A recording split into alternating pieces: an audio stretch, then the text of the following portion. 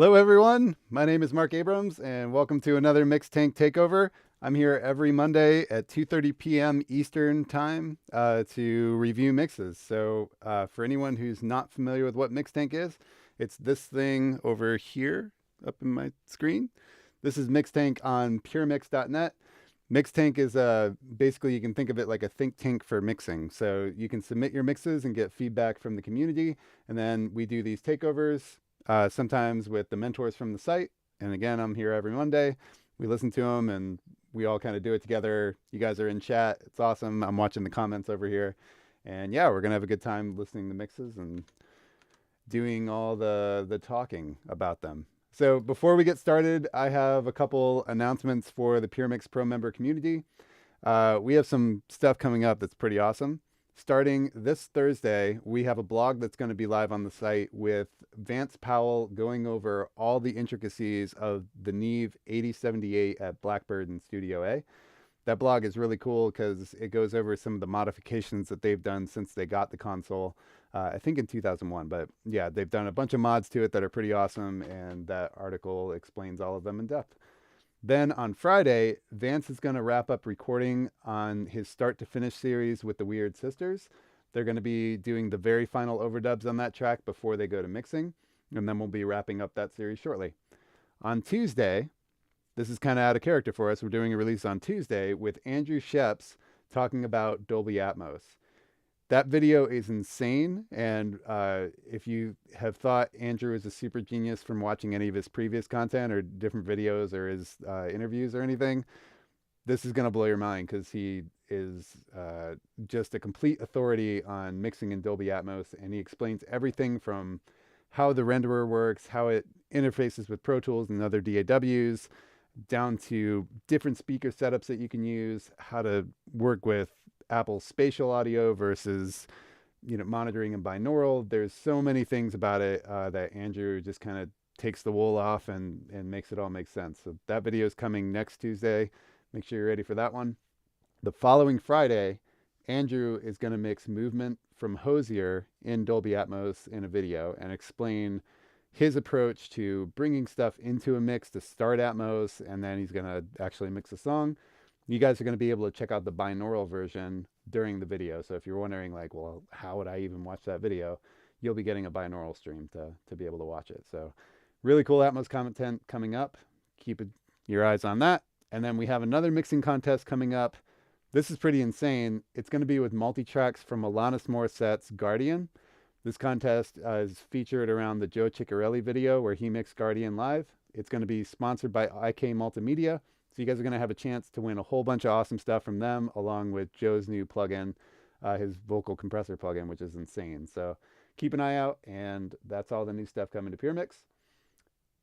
Enough about that, though. Let's listen to some music. So for anybody who hasn't seen one of these takeovers before, I'm going to tell you a little bit about how it works. So the first thing that we do is draw a track, and I have this little button over here that says draw a track. That will randomly select a track from all of the songs that have been submitted for the takeover. We found that that's the most fair way for us to try to get to as many people as we can and not just favor ones that were submitted 2 minutes before the show. So if you got your track in, there's as much of a chance, if you did it yesterday as there is 10 minutes ago. So the first thing we'll do is I'm going to hit refresh on my browser, which is a little disappointing because there's a song that's queued up right now from when I refreshed it earlier that I really want to hear. So I think we all want to hear it, but I got to be fair. So I'm going to hit refresh, and we're all going to cross our fingers that we get to come back to the Great Foxes track. So I'm going to hit refresh, and then, it's still the top one, but I have to hit the draw track button. Here we go. Fingers crossed, everybody. Ooh. All right, let's see what happens. Okay. We got Sense of Place from Patesky. You can see that all the other ones on the left have gone away. I just have this track to do. So have to be fair, and I'm going to hope that we get back to the Great Foxes track. So, all right, without any further yapping from me, we're going to check out some music. Here we go.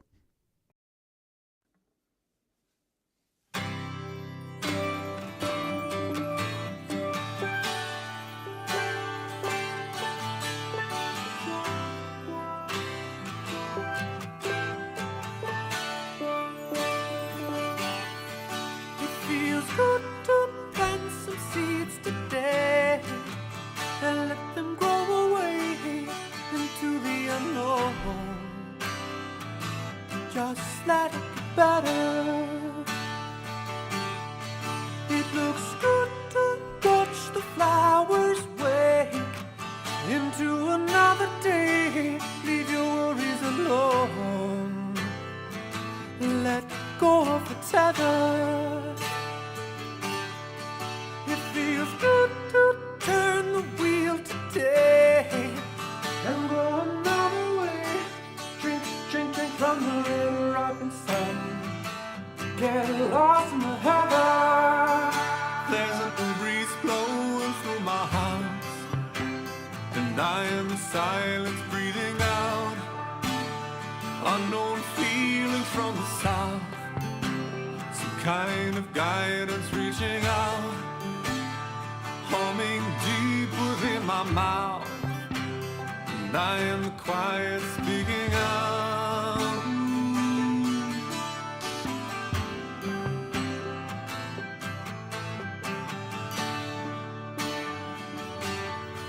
It looks good to watch the clouds take shape. I do it every day, cut the coat home. Just roll with the weather. It feels good to sink some roots and stay. Make some sense of place, bring it down home. Let your life come together. Take the time to help your neighbor out. Give a friendly shout you don't even know. It might make you feel better. For too long, too much weight. Let this song relieve you of your burdens. Settle down and sing. I think the vocal's leaning a little bit left here.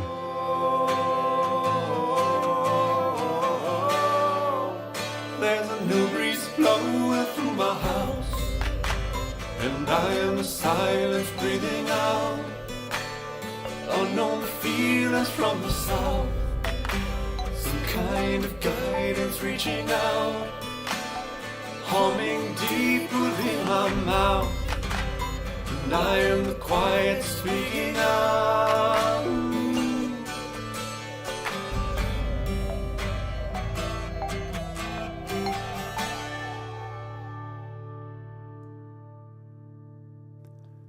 Awesome, man. Really cool song. I love the steel drum. That's really cool. There's a lot of really neat effects going on in there. Cool percussion stuff. Real quick, want to say hi to everybody in the chat. Hey, Silk Me from Cologne. That's awesome. We got Martin. Great Fox is in there. Mark Connor. Mark's got some really cool videos on the site. We did a recent series with him. Very cool. Sean likes the low end of the track. Awesome. Cool. So I noticed a couple things in there, and one of them was pointed out by one of the other users. You'll see, looks like this track's been up there for a little bit of time, and it's pretty cool. Like, everybody gets in here and comments and tries to help everyone else out, which is really cool.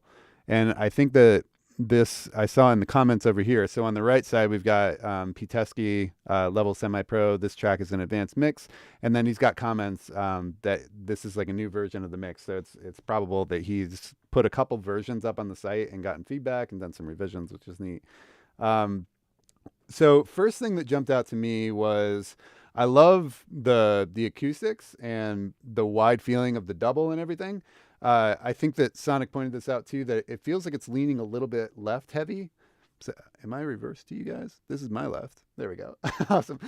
So it's a little bit left heavy. So it depends if you wanted that to be more stereo or not. It could have been your intention that you wanted, to feature one guitar more than the other. But if you're trying to balance those, the right might come forward a little bit. The other thing was the vocal felt like it was leaning a little bit left as well. And at times it felt like it hit the center. So I don't know if that was an intentional move or not as well. But yeah, maybe something to think about. You mentioned in the comments that the vocals weren't recorded well, but you like the performances, which kudos to you for sticking with them and fighting with them to make them sound good. I think they're almost there. There's a little bit of overcompression stuff maybe happening, and maybe some things that you could do in the low mids to clean them up. And actually, maybe it's more like the boxy range, so like 400-ish or something. But I think things are feeling pretty cool. There were times maybe around I think about 220 where the song was actually feeling a little slow to me. And this isn't something that is really like, if you're just mixing this track, not your issue to worry about, probably. There's always things that can be done, but do they really sound good? But I was thinking maybe it was dragging and it was a little bit slow. So I don't know if there's something in there like filling some rhythmic space or something you could do maybe to help push the groove along. That's totally a matter of taste and all of that, and more on the production side too. So overall, though, I thought it was awesome. Great job. So I'm going to leave a comment on all of these, and I have to grab the URL real quick, so bear with me for a second.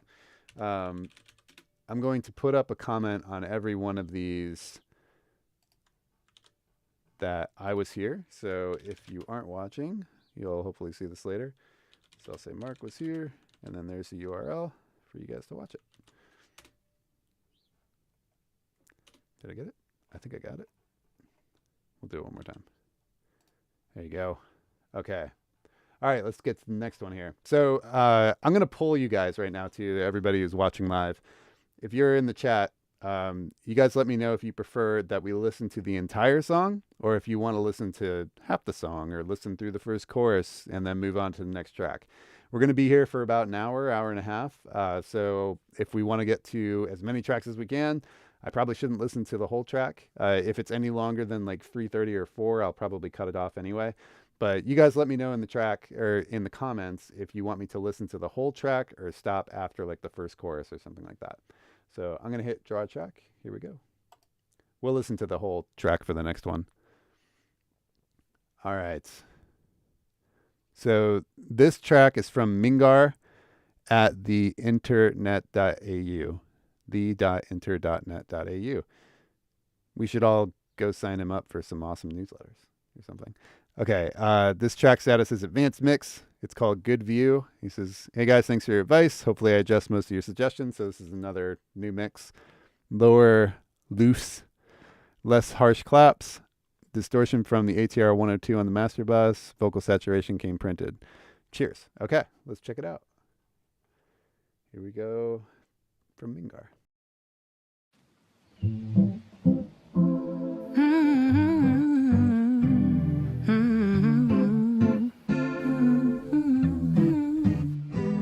It was a good idea on paper, but I burned the book. I had some notable concerns about the lessons we took. It's hitting 40 while I'm out here getting my degree. Now I'm seeing that my idols look a lot like me. I woke up this morning and I had a premonition. If I know just what I want, I gotta chase these visions. If you're coming along on this ascendancy, there's only one decree: I'm spending time on me.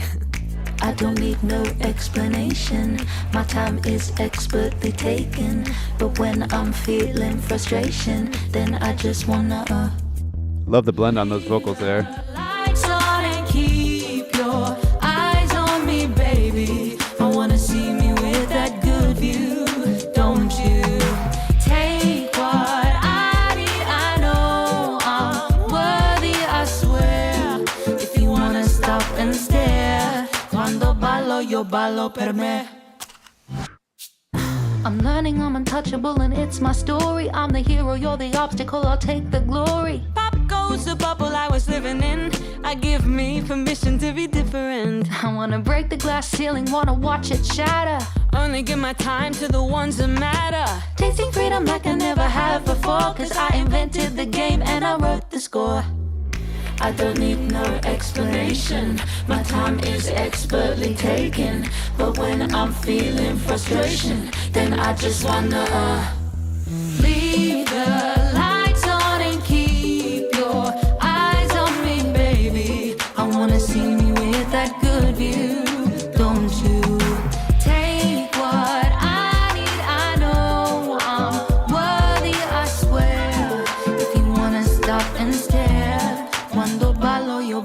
per me. 24 and fatal, I'll make my own label. Know what I bring to the table, ready, willing, able, and It's pretty awesome if she's only 24. I'll call you back when I'm good and done. Only just begun and I've already won. Leave the lights on and keep your eyes on me, baby. I wanna see me with that good view. Don't you take what I need, I know I'm worthy, I swear. If you wanna stop and stare, cuando ballo, yo ballo per me.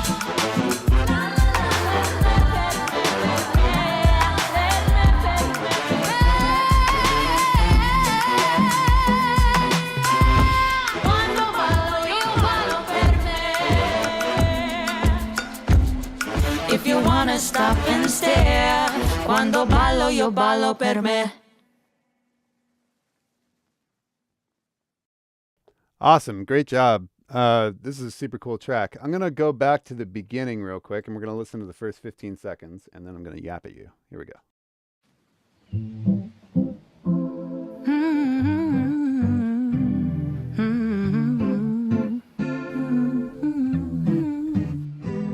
It was a good idea on paper. One more section right here. Okay, so first thing, these background vocals that are panned wide. We're going to talk about wide in a second because this is wide.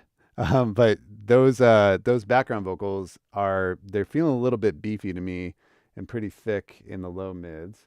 And listen one more time for audio artifacts as we go through here to see if you can pick up on what I'm going to complain about in a second. It was So it's tiny, but there's a little bit, you can kind of hear the edit of those tracks ending, and the noise that's around them goes away.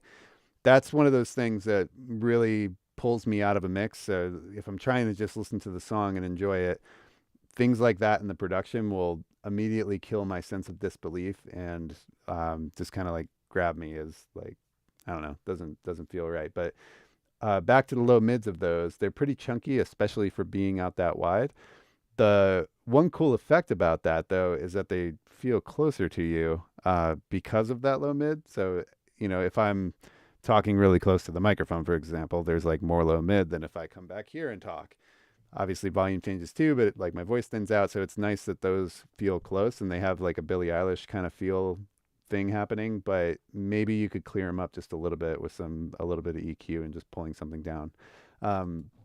FabFilter Pro Q3 and the Empirical Labs Big Freak plugin both have an option to change the width of the bell that you're doing. So you can make it like a 38 dB bell. So not talking about the slope on a high pass, but the actual bell, the curve that it comes down. So I'm going to do hand stuff. If I was doing like a normal bell here, you can make it kind of like one of these and just pull stuff down. And I find that you can get more natural cuts on stuff like that with it. So that might be something to look at. Let's talk about the width of the track. I feel like there's a lot of stereo widening happening here, and it feels like it's kind of on everything. So I'm guessing that there's some sort of widener on the end of it. There's wideners in everything now. There's like tons of EQs that have wideners in them. And I think that it feels like something's on the master bus and kind of cranked up pretty high, and then things are feeling a little bit phasey. So not that we're really worried about mono, you know, we're all talking about Atmos now, but if I were to sum that down, obviously we'd lose some stuff or like on a phone speaker. But more importantly, I just kind of feel like I'm swimming a little bit when it's really that wide and kind of phasey. Other than that, I feel like the track's really cool. There's maybe some compression things in the vocals, like things are a little bit over compressed and everything. There's a lot of bass in the track that, you know, we can kind of go off of taste and all that.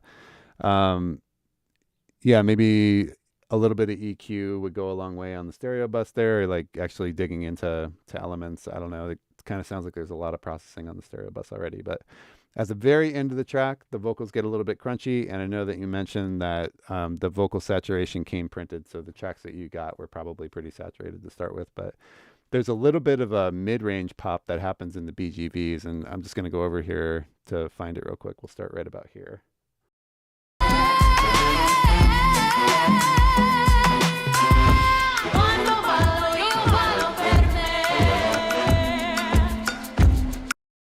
So lots of low end saturation there. Everything feels like it's clamping down.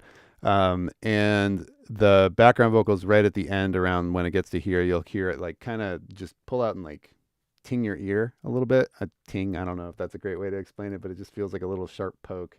Let's check that out.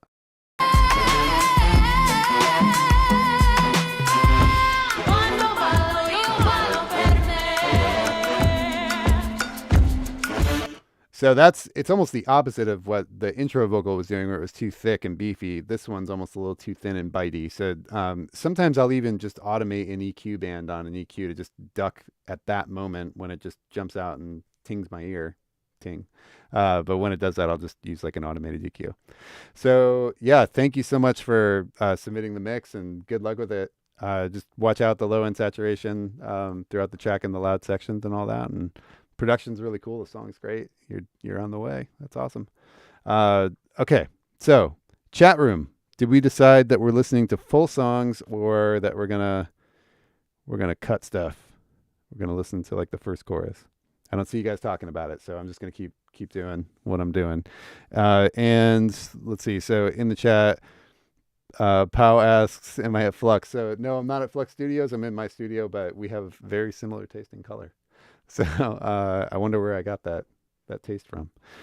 Okay, and then Mel asks, when there are no automation options on a console, how do the masters achieve it? Is automation really a must in mixing?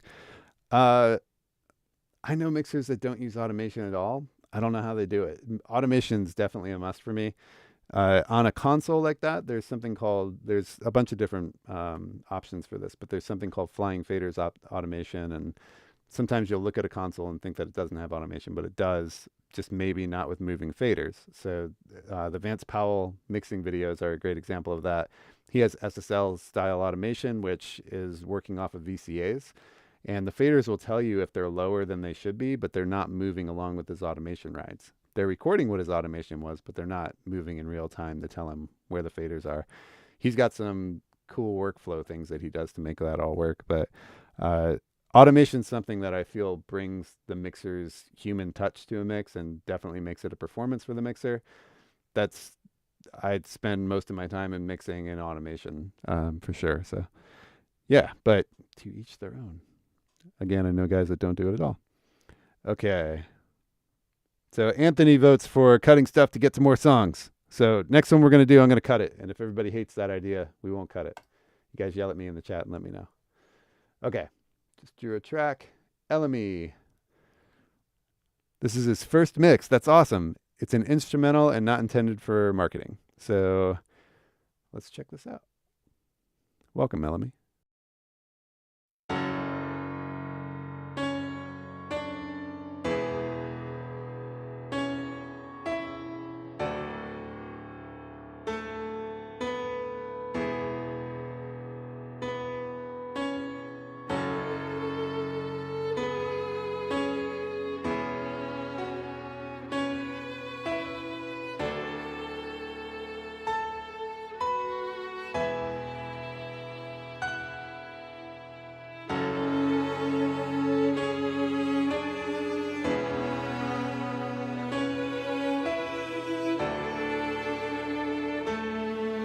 I'm going to jump to the next section here. And next section.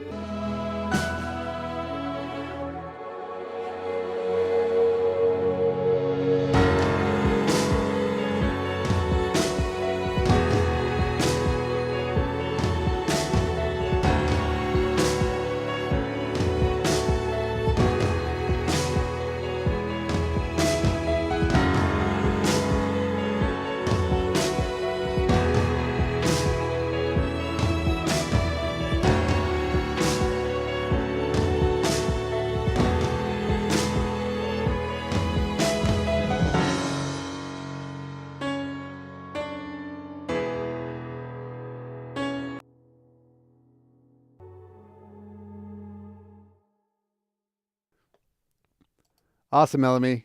Great job. Very cool for our first mix. That's amazing. Great work.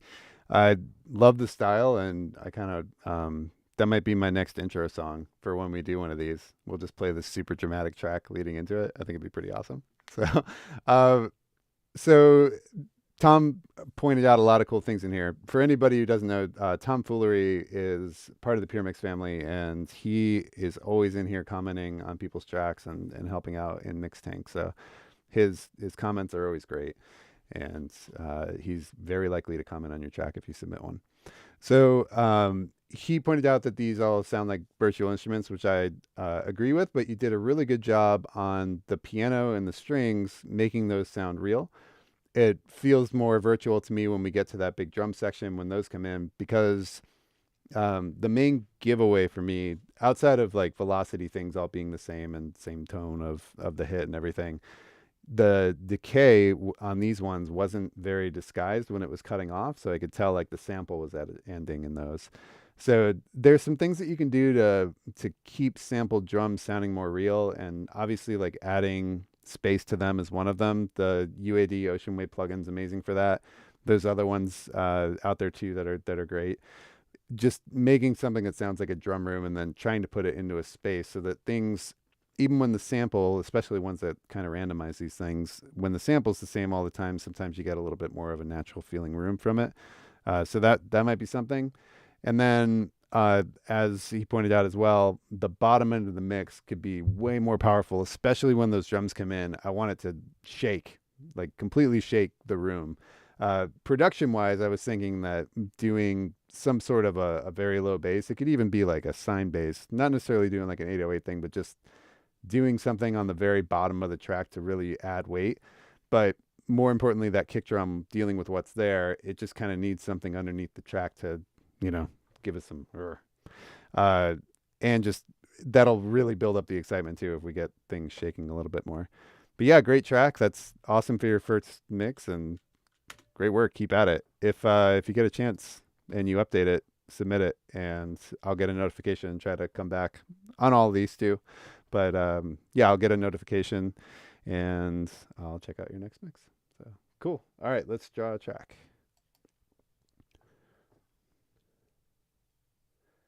Okay. Looks like we got quite a few votes for listen until the first chorus. So I'm going to do that so we get to some more songs. So if you guys change your minds, let me know. Just yell at me. I'm watching the chat like a hawk today. So, okay. This track is from Studio G Man. Nice. His level is passionate. This is an early mix. The track is called Nino Dota Win.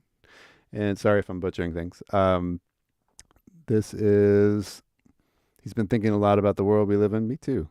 That's a common thing. Pandemic, all kinds of bad stuff. Shout out to Ukraine for sure. And let me see here. I love everything that I'm sorry, I'm like browsing through this, but I love everything that you're putting here. So yeah, just a lot about the song. Awesome. I'll come back and read this with more thought after the thing. Let's get to listening. Looks like this track is going to be building for a while and going in, so I might do a little bit of spot checking as we go here if it takes too long. So this is a 5-minute track, and yeah, let's dig in. Here we go.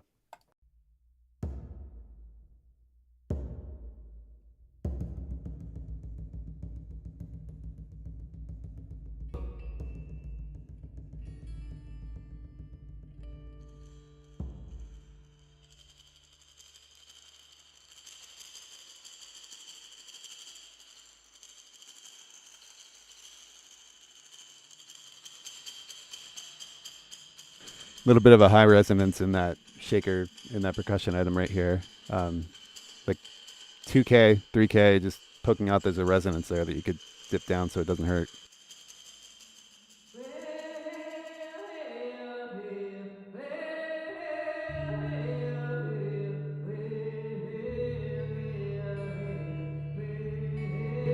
It's beautiful. There's a lot of low mid in that vocal though.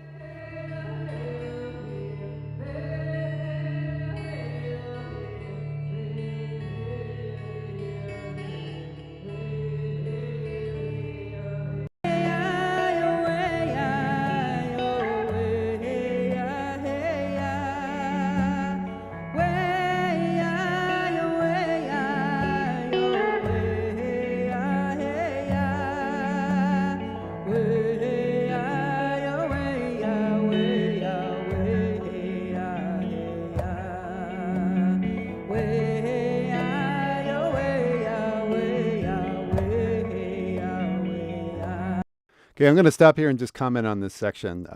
The wide percussion, I'm feeling like is very wide and outside of it and very bright. The rest of the instruments feel darker to me. There's a little bit of low mud resonance in the vocal, but the vibe of this feels amazing. And I'm a little bummed that we voted on the chorus thing because this is not meant to be experienced in needle drop, and it's definitely a flow from the beginning to the end. So. I'm going to come back and check this out at full length later off the air, I promise. And yeah, because this sounds cool. We're going to just needle drop to the next sections because I can see that there's some definite growth here. Like you can even see the energy graph of the track moving up in the waveform here. So here we go.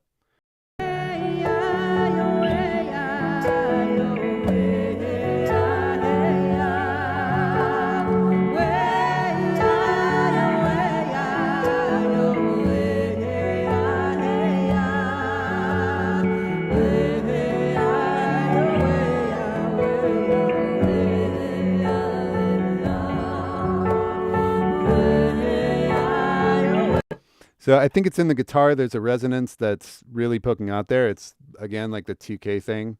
It's just like a whistle tone. So that's what I'm hearing is like a whistle tone that jumps out of my speakers and comes forward and just kind of like, again, it's like smacking the inside of my ear a little bit. It's like a little like, I don't know, if I was imagining a waveform that's very sharp on the top of it with a peak, is just resonant, comes out and hits your ear. So just watch out for that. You can usually tackle those things with EQ, but there's dynamic EQ plugins. Soothe is really great at dealing with some stuff like that. Yeah, just something that's pulling me out of the song. So gonna keep moving forward.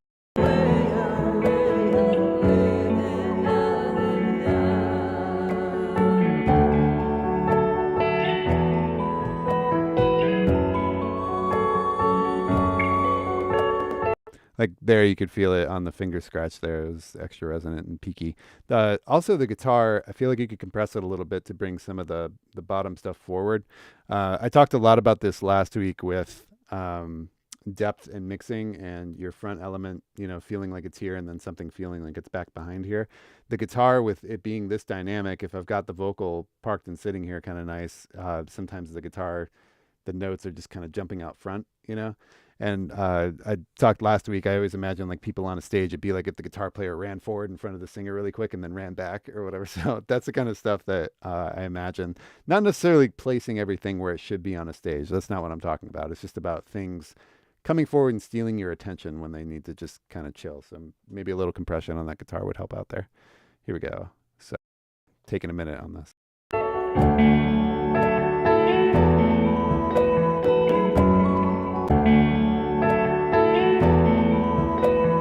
A little bit of clipping right there.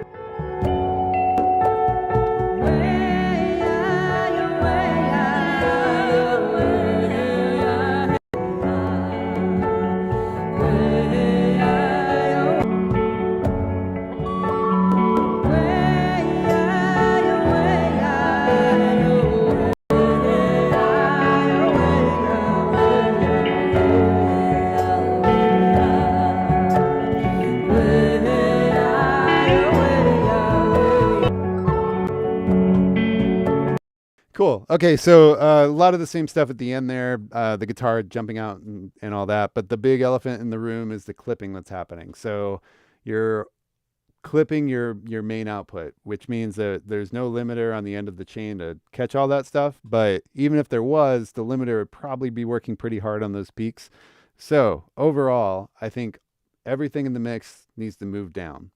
If you're in Pro Tools, there's an all group, and you could just drag everybody down and buy yourself some headroom on the output. But I'm wondering if you're in Pro Tools because of 32-bit float and everything too. So either way, somebody's clipping. We need to bring everything down and solve that issue first. The next thing is with this intense build, same thing as the last track. When it gets to the intense point, I want something to be right in the sub on the bottom of the thing, adding a huge foundation and just shaking everything and letting me know that this is as big as it should be right here. It's we worked really hard to get up 4 minutes and building the arrangement to this big moment. It's beautiful. we just need some support and to really bring it home and make it big, especially because you have so many beautiful percussion instruments. You could really get some sort of a thing that's like filling the job of I can't think of the right name for the world percussion instrument right now, but just something very big. Help me out in the chat, everybody. Like what kind of instrument you think would be awesome as like a low bottom note on there. But yeah, beautiful track, and you clearly have put a lot of thought into this. Yeah, my thoughts with everybody in Ukraine and Texas and all the other places and everything that you meant here. Thanks for taking the time to write that up, and thanks for submitting your track. Let's move on to the next one. Draw a track. Here comes the confetti. Wait for it. Confetti. Okay, this one. Oh, this is the one from last week where I had my mic muted. We cut it out of the playback. So if you saw the playback, you didn't see that. But I had my mic muted, and I was talking with my hand, so it looked a lot like this. So I'm sure everybody will be excited. I just recreated that for him. Anyway, I think this track is from last week. It says expires in 2 days. I already commented on it. So I'm going to hit draw track again. Let's do the next one. Confetti. Okay, this has no feedback yet. Submitted 3 hours ago. The song name is Trackout's Life from Nitro DI. Semi-pro. It does not produce or record. I just mixed and mastered. From the south of Brazil. Hello. Awesome. Thanks for joining us here. Okay, so this is mixed and mastered by, here we go.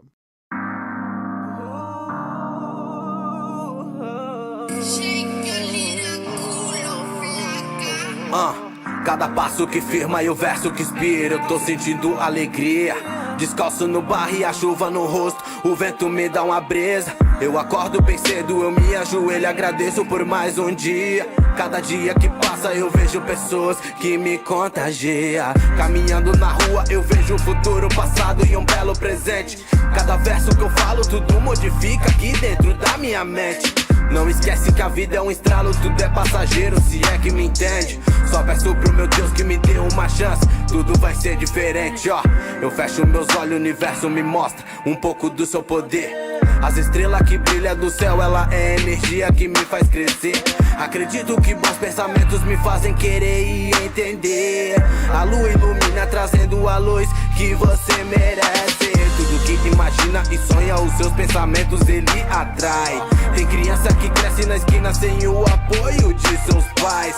Em meio à neblina ele cresce, em meio à neblina ele investe. Seus planos amadurecem, ninguém botou fé no moleque.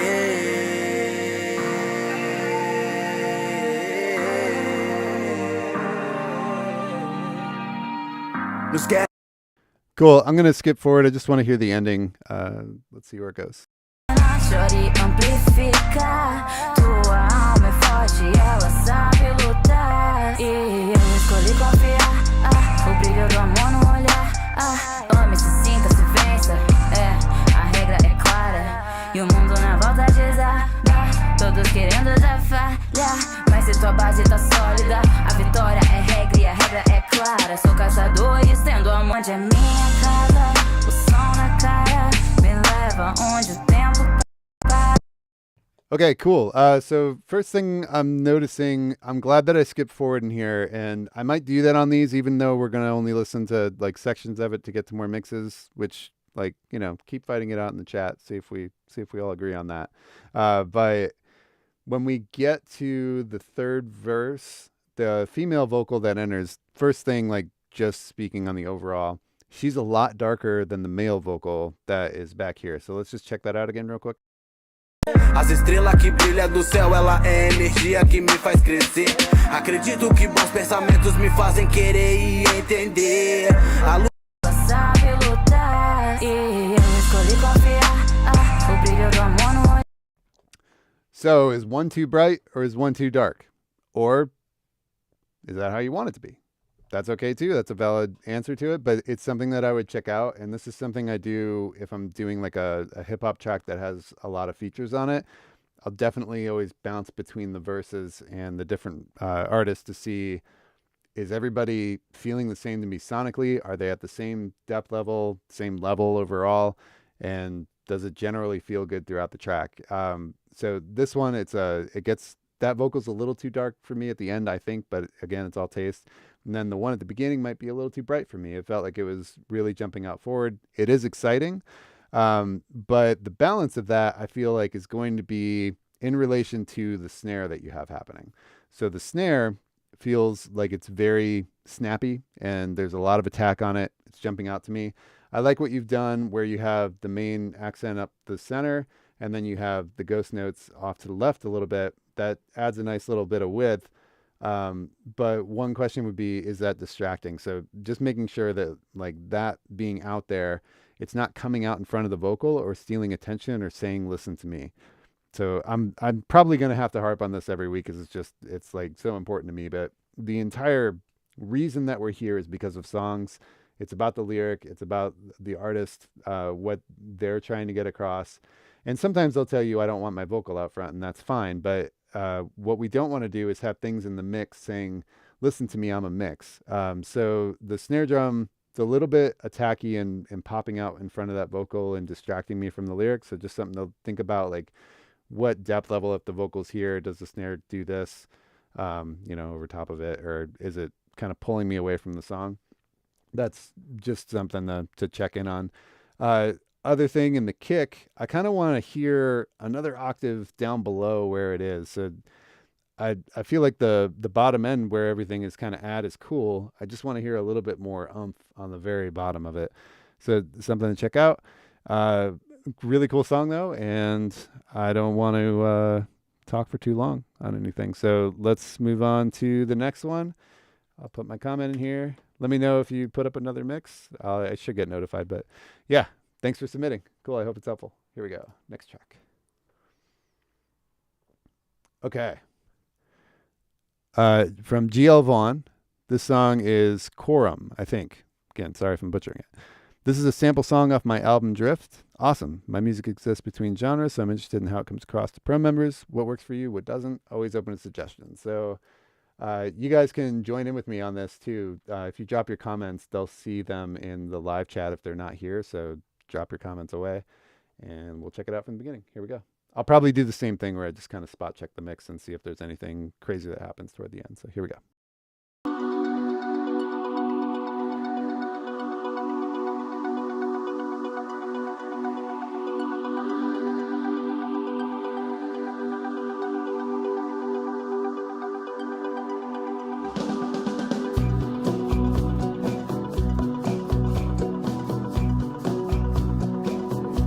Okay, first impression. So cool synth arpeggiated thing here.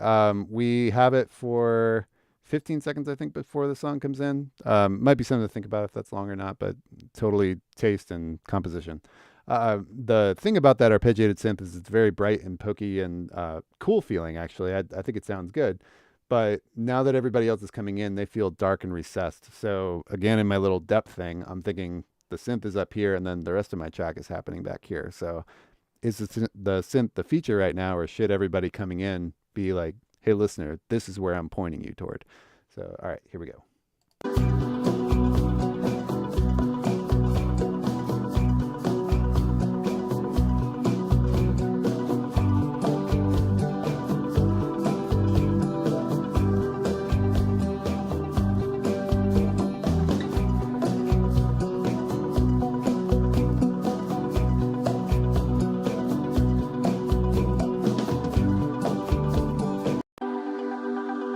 Yeah, so you pulled the art back in here, which is good.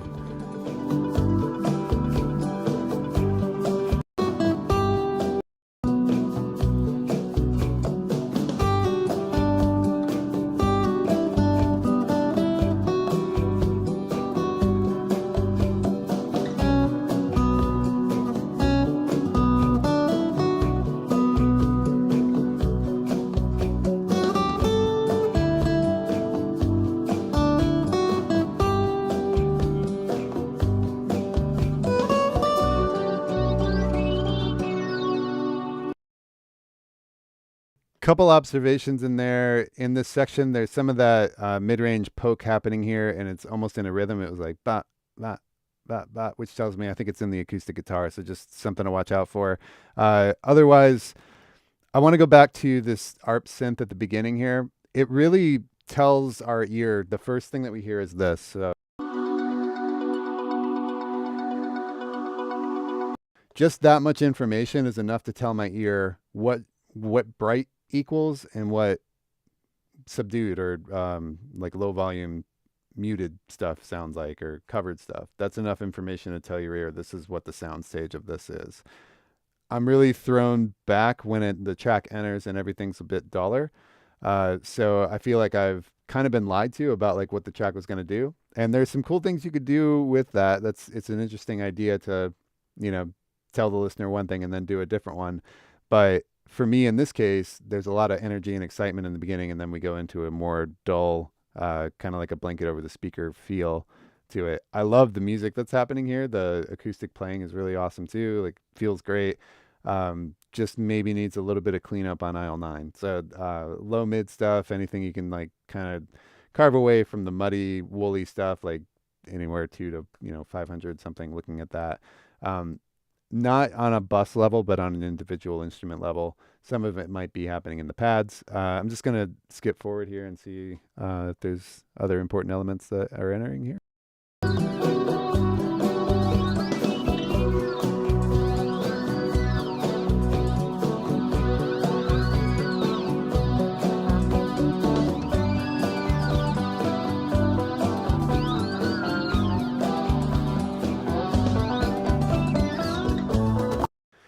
Comment on the shaker. The shaker is very forward and bright. It's very kind of up close to me. So it's telling me it's a very important element in the mix, which is cool.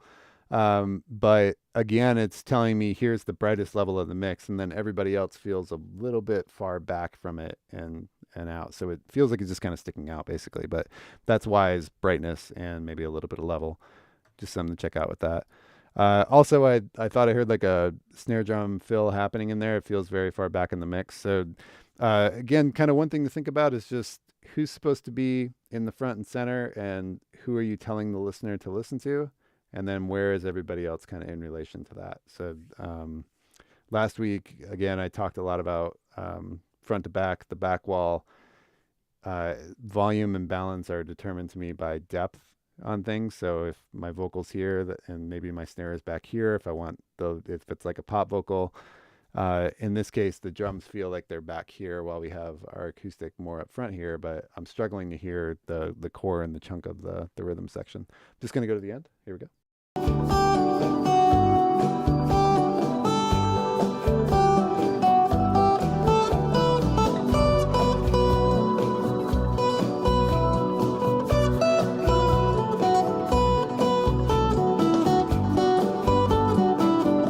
See, I hear that drummer back there getting upset because somebody put him in the dressing room and he doesn't get to come on stage with the rest of the band.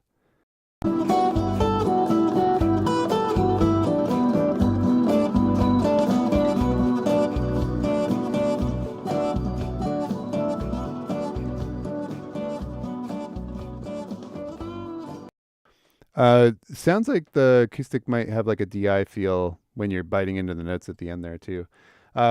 Yeah, overall, like really cool playing and all that stuff. There's a vibe to it, and it's all about what you want the overall aesthetic to be. So, yeah, actually, here we go. So another person commented on that, and then you said that you actually like thick mids in this kind of music, girth as it were. So, yeah, again, like this is all taste, right? So if that's your vibe and that's what you're going for, great. And nobody can tell you that it's wrong because it's what your intention was. So there we go. All right. Good luck with it. Here we go. Next track. All right. A lot of confetti on that one. Gerard McCafferty. The song is called Fences. Updated version, so it looks like this was submitted before.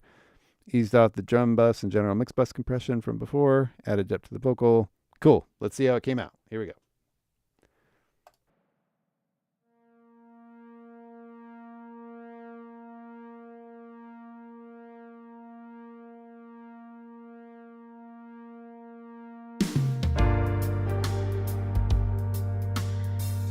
I know that groove.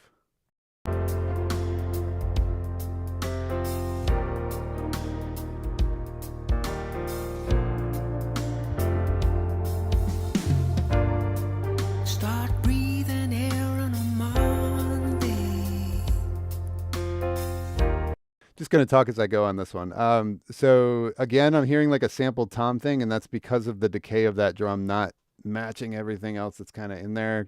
So maybe there's some things that you can do, either carving that drum to feel like it sits in the mix of the drums a little bit better with EQ, or doing some sort of fade on it to get away from the artificial ring. Because yeah, just when you hit a drum as you're going around the kit, it doesn't necessarily interact the same way as if you just do a strike and record a sample. There's some things. So yeah, just work on making those things sound natural. The decay of the reverb on the side stick there, just watching out for the decay amount, the amount of time that it takes for the reverb to get out of the way, making it more musical. So you can have that feel like a half note, for example, like snare drum or the side stick hits, we have a half note of reverb, or maybe it's a whole note that you want, whatever, but just kind of getting it out of the way before the next hit. And that'll add a little bit of like motion to it and feel more musical with it. Let's keep going here. Oh, also let's listen for any of the stuff on the vocal. Start breathing air on a Monday. Feet only number one. Hear whisper softly and loudly. So I'm hearing with the vocal, tons of top end, very bright and shiny. Not a bad thing. It's just about relation to the song and making it sit in the track and not be distracting. For my taste, it's a little bit bright because of where the rest of the track sits, right? If that was inside of an Ariana Grande track, that might feel pretty cool. But inside of this track, I feel like there's a little bit too much high-end stuff, like the really bright, shiny stuff that you buy like a Moog EQ for because it has the air band and you really want to hear that thing. Listen to the rest of the track and think about if you were just listening to this record as a listener completely outside of the entire, plugins and all that stuff. Is it satisfying to you to listen to it, or does anything like that jump out to you? And in this case, for me, as a listener who's sitting down here without all the plugins in front of me, I'm hearing a very bright vocal that's distracting. Back to the mouth clicky stuff. That's another one of those things that pulls me right out of the song and listening to the message of the lyric and the vocal. And it reminds me that it was recorded in front of one of these things. And I just hear all the like saliva and stuff like that. The thing about it that's cool is it's so easy to remove. Isotope has a module called declick. And just on the default settings, you can run your vocal through it. It's not going to destroy your vocal in my experience. And it'll just take care of all that stuff, which is amazing. So that'd be something I'd recommend checking out. So the brightness combined with the mouth clickiness of this is just, I haven't heard the lyric yet because I'm hearing that. And part of that's I have a nerd brain and we're listening to mixes right now and I'm, trying to find stuff to help out with. But yeah, those are two things to check out. Let's keep going. Bleed colors from a gun. Painting over sketches, hiding from romances, climbing over fences. Pull your trigger, pull your sword. There's no dead. Okay, I want to talk about this section in here. Let's listen to it one more time. I'm listening to the guitar that's panned hard on the left, the general brightness of the kit, and the cymbals when we get to those big hits. So let's all focus on those. Here we go. Painting over sketches, hiding from romances, climbing over fences. Pull your trigger, pull your sword. Okay, first thing about the guitar, I love that part, and it really adds to like the almost reggae rhythm of it. It adds to that shuffle thing that's going on in the drums. But I'm not hearing enough of the beef of that electric. I'm hearing like the very sharp pick noise of that electric. So I want to hear more of the note and of the chord with it. So maybe just bringing down some of that higher mid-range stuff and focusing more on the body of it without making it too fat or anything. It's supposed to be percussive, but I want to hear more of the note of that. Then when we get to those drum hits, things feel like they're pumping to me. So the cymbals, again, I'm going to do this. It's just going to be a thing. I'm so sorry. But the cymbals go whoosh, whoosh, to me. I hope you like my sound effects too, but yeah, it's coming out in front and then sucking back behind. So maybe it's drum bus overall compression. I feel like the kick drum was triggering a little bit of that, so just something to check out. But overall, the pumping, making it go in front of the vocal, is why I feel it's overcompressed. There's a lot of detail coming up too, but that's the distracting part of it. That's getting me a little bit. So let's skip forward here.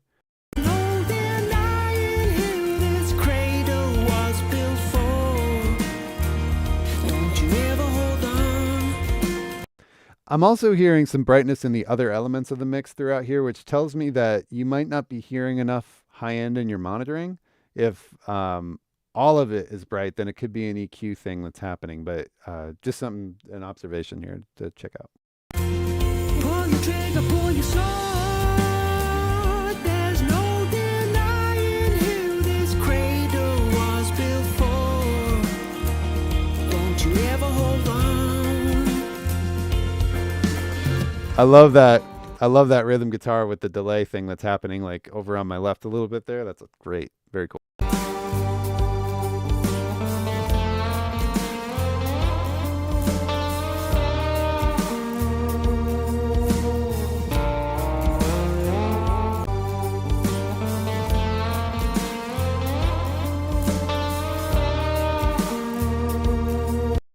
That is a super cool part. It felt like almost like a mistake, but it's just the way it's being played, and I actually love it.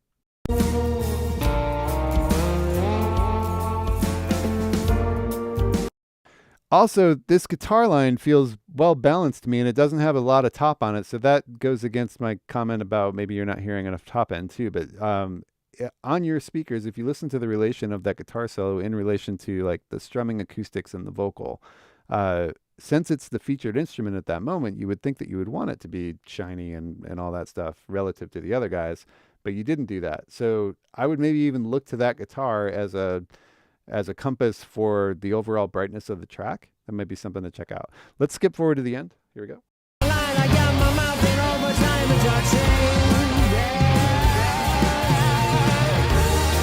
Setting up defenses, guessing all my guesses, falling over fences. Pull your trigger, pull your sword. There's no denying who this cradle was built for. Okay, I'm going to move on just to be fair to everybody after last comment. It feels like things are getting pumpy at the end here. The bass drum is sort of sneaking out and blooming over everything, and it just kind of feels a little overcompressed. Same with that vocal and everything. That's why I went to the end, because it's usually our most exciting section of the song, third chorus. Save it all for then. But yeah, things got a little too big. I love everything that's happening in here, music-wise, and there's some cool stuff like the guitar solo over here that's happening that's cool, that's in the mix, and I think that this is probably a balance thing, but you know, if you're up for the exercise, maybe do a save as and bring everybody down and just start rebuilding the mix for priorities and watch out for the bus compression, all that kind of stuff. I think it's cool though, and yeah, good luck with it. Hope it's helpful. All right, draw a track.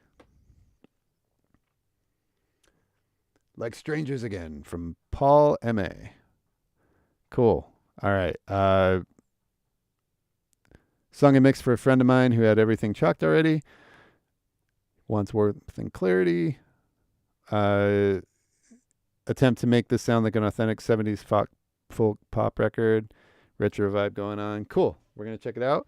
Before we do, there's a couple questions in the chat I want to hit. We have Diamond District Studios tuning in from Johannesburg, South Africa. Hello. Thanks for joining. You're asking, how do you submit for critique? This is Mixtank over on PureMix.net. If you click on Mixtank at the top of the site, you can sign in. This is for pro members of the site, subscribers, and you submit your mix on there, and then it shows up, and we'll see you in here. So awesome. Thanks again for joining. Awesome you're from South Africa. Cool. Let's see. So up here we have, sorry, I lost the question. Is it possible to record guitar and vocals live in one take and put 2 mics on the guitar without having any huge phase issues because of the vocal spill in the guitar mics? All things are possible. It's a tricky one. My favorite setup for singer-songwriters is 2 figure-8 mics with the nulls pointed at, where you don't want the other thing to come. So acoustic one, null is pointed up toward the mouth, vocal null pointed toward the guitar, and trying to line those up. One of the things that can really help out with the phase thing is trying to get those in time with each other by aligning them on the same vertical plane. So if this is your vocal mic, having your acoustic guitar mics trying to live on the same plane can help with that in my experience. But as soon as you introduce more mics, you're introducing more opportunity for phase. So possibly not. Okay, let's go on to the track. Here we go. I'm not responding to that, Guillaume. Okay, here we go.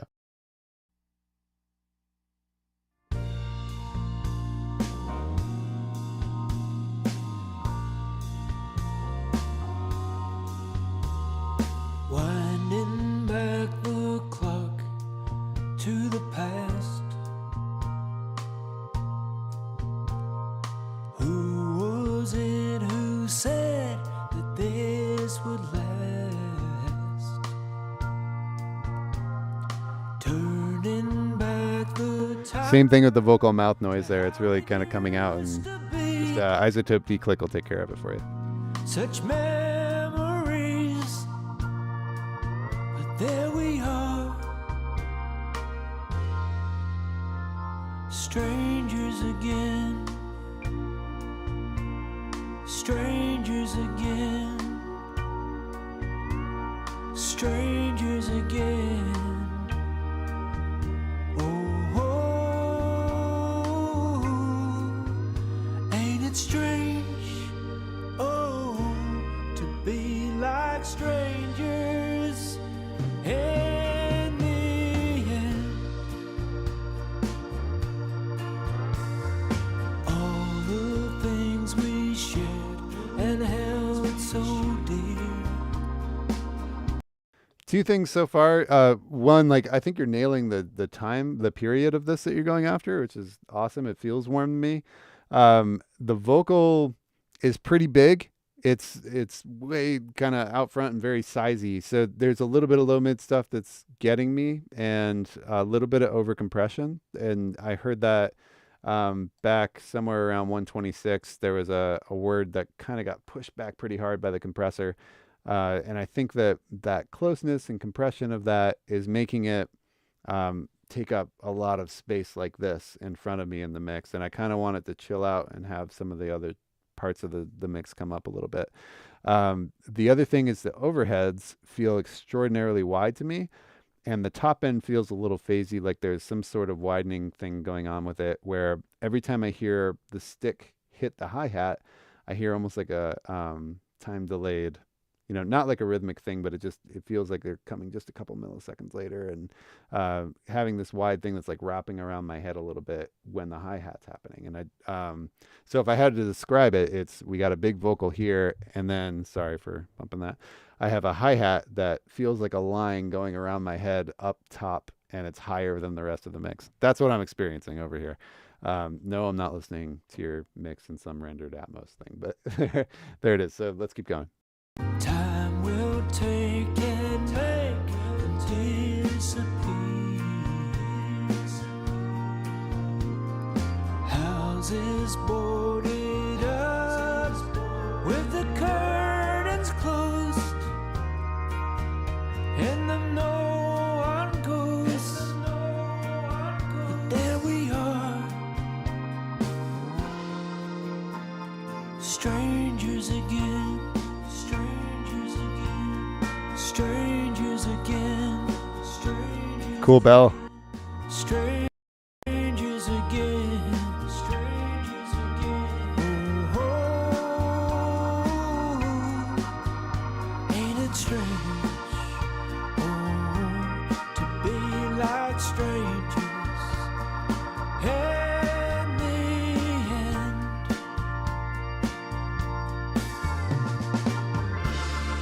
All we have are stolen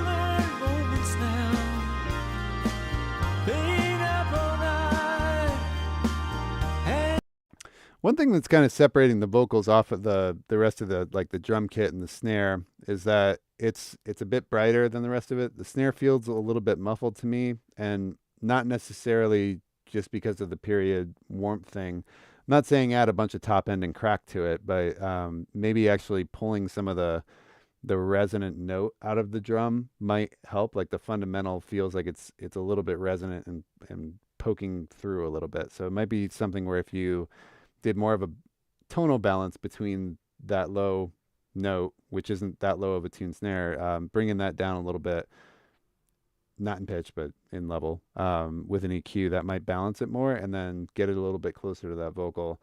So right now I'm hearing like vocal way out front like this, and then drum kit and stuff is way back here. So it's kind of got that feel of like if you had a 50-foot depth of your stage, the singer's right in front and the rest of the band is like sitting back around 45 feet or something. So just something like if they kind of came closer together. Not everybody, because those higher end guitars and the bell and all that stuff feels very close to me, which leads me to they could have some space around them too. They don't have to feel so close and direct to get the 70s feel too. Like again, that UA Ocean Way plugin is one of my favorite things, just because you can really place somebody in a room and in the depth of the canvas while you're mixing. So that might be something to check out. Let's jump over to the end and see if anybody else comes into the mix. Oh, to be like strangers in the end. Oh, ain't it strange to be like strangers in the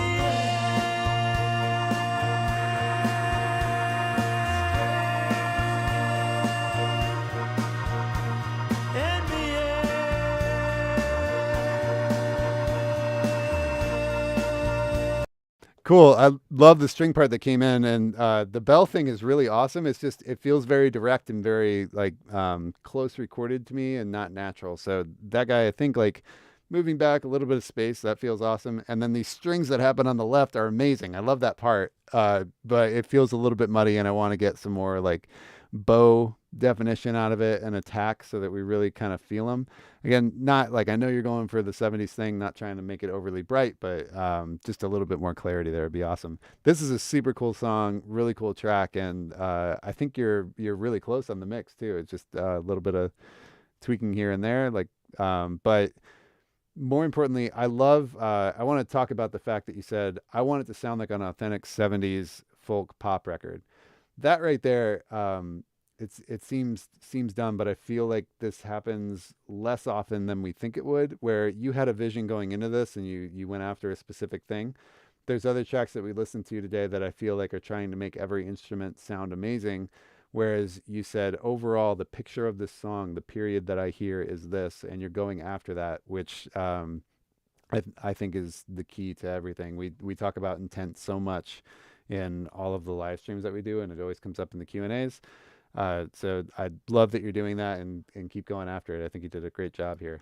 So when you put up the next mix, I should get a notification and I'll check it out. Thanks again, Paul. Here we go. Let's see what we got. A Case of Amnesia by Barry Weir. Okay, awesome. Basement producer, doing the recording, engineering, singing, writing, and mixing, mastering for my band projects. Awesome. Just looking for your feedbacks on the mix master elements. Here we go.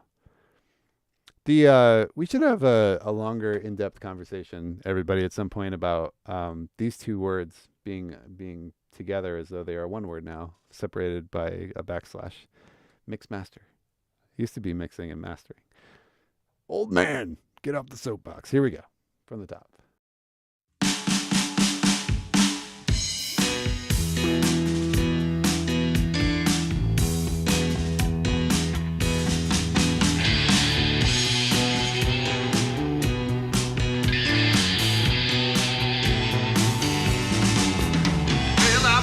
Blacked out, and when I came to, there was an entire case, yeah, a whole case of you. How I got here, where is my mind? I keep looking for clues, looking for a sign.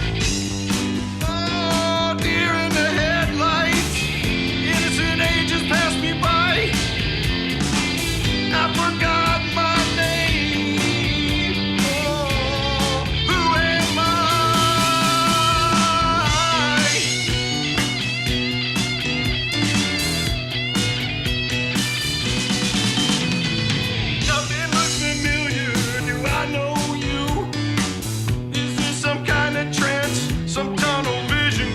kaleidoscopic view.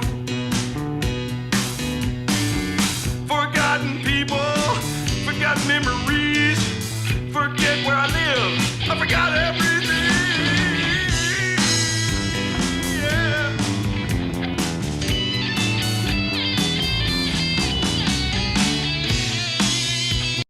Awesome, Barry.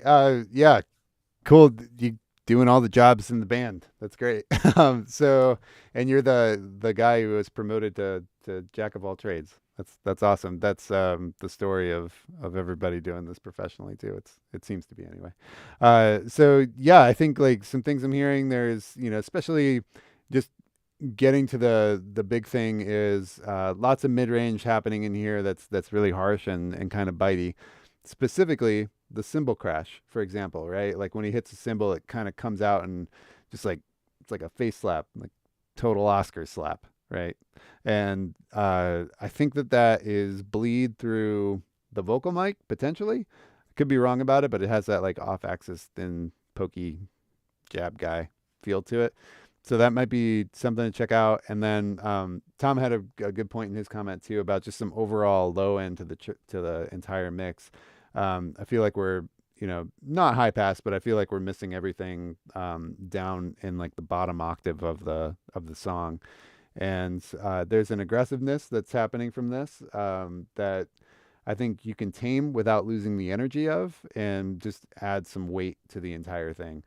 Yeah, so overall, again, it could be a monitoring thing too, because these things should, me having confidence in my monitoring setup and everything, I think that these things should appear harsh to you as well. And if they don't, just check out like speakers that you're using and all that, and it'll help you get along the journey better. That's like the most important thing is room and speakers.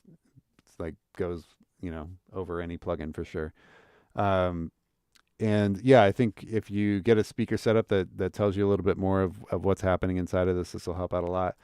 Yeah. And then just, some of it has to do with how things are mic'd too. Like some of the harshness could be from where overheads are placed, if they're too close to the cymbals, all that. So yeah, just check out some mic placement stuff. And yeah, just readdress the mid-range of some of those instruments, specifically looking around like the 2K range. If you're in Pro Tools and you have the stock EQ, EQ3, the 7-band or something, if you hold down Control and Shift while you're moving the frequency band, it'll, kind of give you like a band solo, and you can listen to the ranges. Just kind of sweep around there and listen, and things will kind of jump out and be very aggressive if they're, recorded that way. And if it's in there like that, it'll shed some light on what's happening in the mix if you're having a hard time hearing it. So cool. Thank you so much for submitting. Let's go on to our next track. Here we go.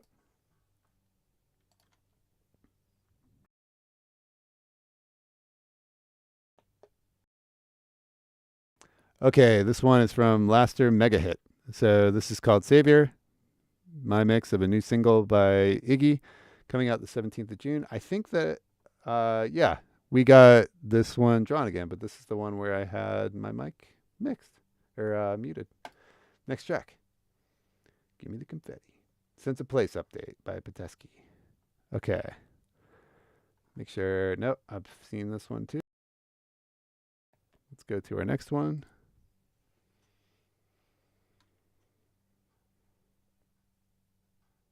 You Know Better, version 1.0. Here we go.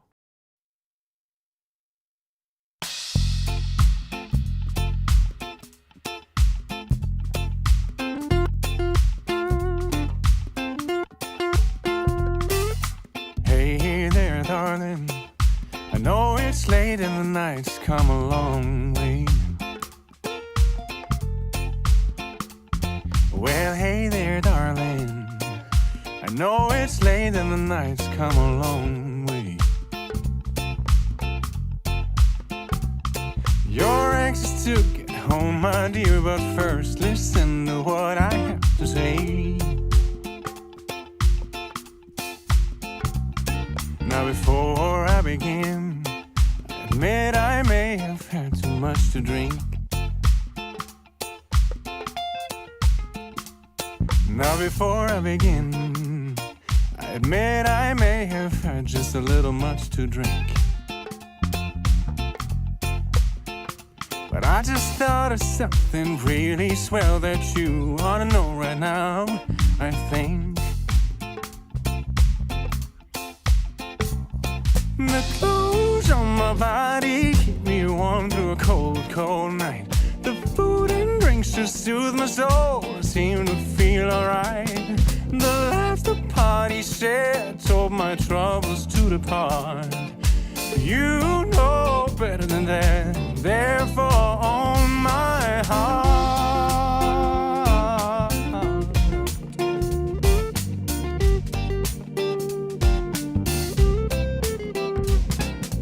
Aren't you glad you waited?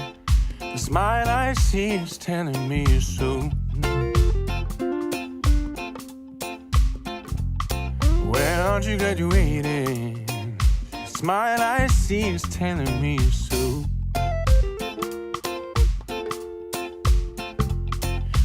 Okay, I just want to talk about everything up to here, and then we're going to skip to the end to see what happened at the end of the track. I love that chorus when it comes in. The melody on that's really, really super catchy, and it like added to the groove. Great job on this overall, and super, super cool song. So Tom pointed out, I know it's reggae. So what that means is like reggae has some very specific things, especially in the bottom end of the track, and specifically even the bass. There's not always a lot of definition up top with it. It's very like, you know, tone rolled off and just carrying the low end and all that. But there's some things that you can do with that to preserve the tone of the genre, but tightening things up. And just looking at the low end thing, and the kick specifically too, let's talk about the note value of the kick. So it's got a lot of low end on it, and that adds a lot of boominess to it, and size, but that size also comes with the penalty of time, right? So the bigger it is, the longer it takes to develop, and the bigger, the longer the note. So I talked about this last week too, but if you think about any live show you've ever been to with a sound guy who really loves his subs, if you have a band like this playing and they're doing like this pretty tight groove, but he's got the kick drum just slamming through the subs and it's causing this like thing that just lasts forever, he's basically deciding that that kick drum is playing a whole note, right? And if that drummer tries to play another subdivision, he's, you know, kind of made that so it's not possible because the first note's still, you know, booming out and everything like that. So you can really change the groove of a track with how the balance of the frequencies is playing out. Same with the low end of that bass. I feel like there's so much bottom to it that it's just got a lot of extra sustain on there that's not complementing the groove that he's playing in his fingers. So getting a high pass going and tightening up that bass is going to help tighten the groove up and get the pocket of the song feeling a little bit better, in my personal opinion. Going back to the vocal is very, very out front to me. It feels like it's just kind of very separate. And we'll come back to that in a second. I want to see how the end of the song plays out. So, one other comment is that everybody kind of feels like they're up the center, and I'd like to feel things coming off of the vocal a little bit more. It might actually connect the vocal to the rest of the track better too, to just hear things. They don't have to be super wide. I'm not saying like put everybody out on the sides or anything like that, but just kind of, you know, taking like those rhythm guitars and maybe, you know, 25 left, 25 right, or 12 left and 12 right or something, just to kind of get them out of that space of the vocal and leave some room for it. So let's check out the end of the song. Oh, even better. I'm saying, baby, you know so much better than that. Therefore, on my heart.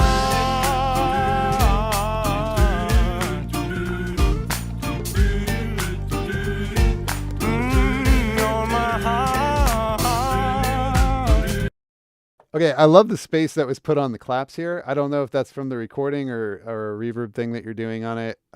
Sounds like it might be an actual live room, but the space that's around that, I want to hear on the entire track. It feels awesome. Like everybody's in a room playing this together, and you've got these background vocals that feel like they're being sung together.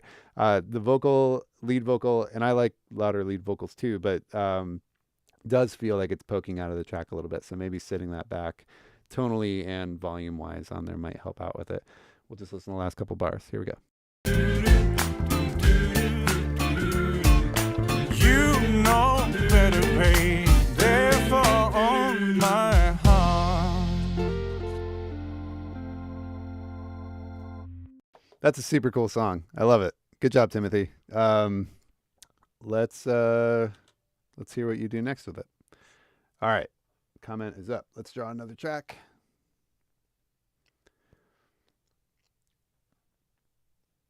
Oh, Great Fox. This is a good comment from Great Fox. Ziggy Marley, Wild and Free is my standard for a great sounding modern reggae album. Ziggy Marley is amazing. So yeah, definitely check that out. And yeah, focus on those things in the bottom end too, and about space and all that. And yeah, I think you'll be in good setup. Okay, I think. All right, Justin DeLu. The song is called Higher. He says he's here to get roasted by me. I remember checking this out last week. Let me just listen to a little piece. Yeah, we checked this out last week, so I'm going to move on for somebody else. But awesome. I remember that track sounds awesome. Here we go. Okay, this is Black Rabbit. The track is C Naughty 3. Per suggestion, add some bass to the drums and split the difference. First overall mixed bass level. Okay, let's check it out. Here we go. I was up all night socializing.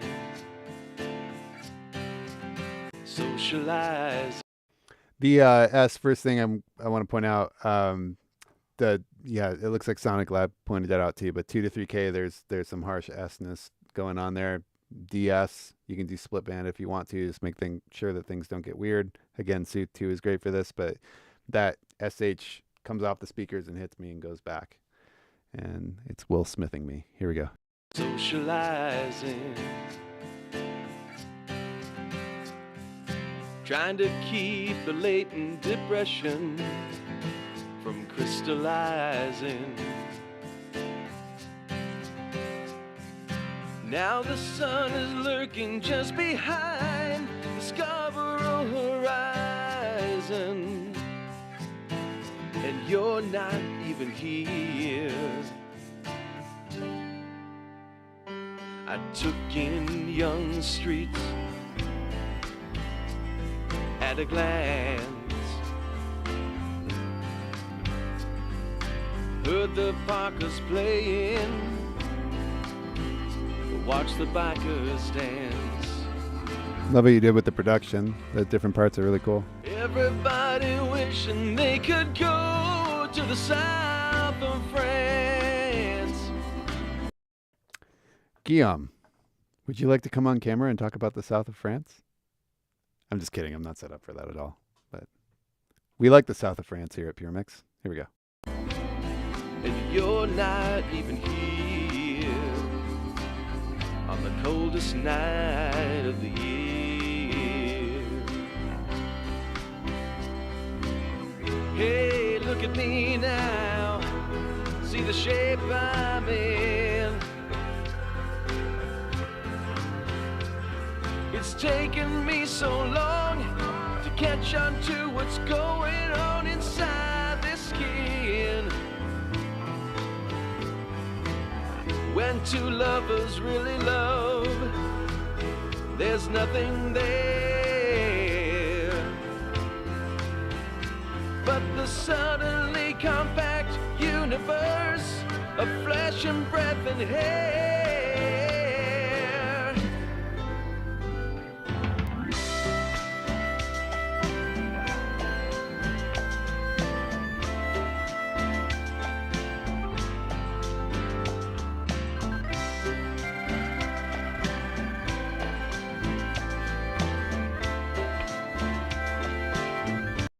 Cool.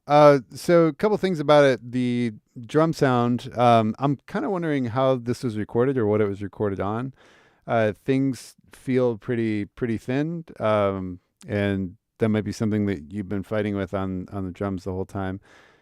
I'm missing the bottom of the track again. Feels like we're missing the low octave, and there's a lot of 2K happening here.